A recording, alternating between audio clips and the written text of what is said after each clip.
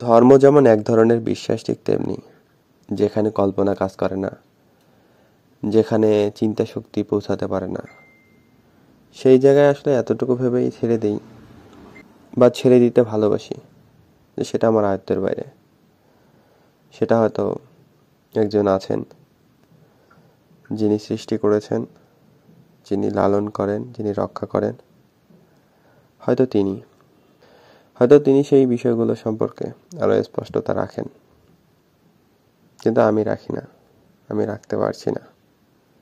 যদি কোনো এক সময় সুযোগ হয়, সম্ভাবনা তৈরি হয় সেসব কিছুকে জানার কিংবা আরো স্পষ্টত ধারণা নেওয়ার, তবে হয়তো নেব বা নিতে পারবো।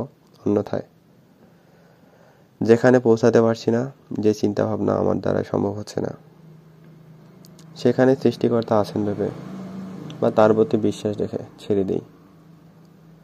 কারণ আমি খুব ভালো মতো জানি যেখানে পৌঁছাতে পারছি না সেটা সত্যি বলতে আমার আয়ত্তের বাইরে।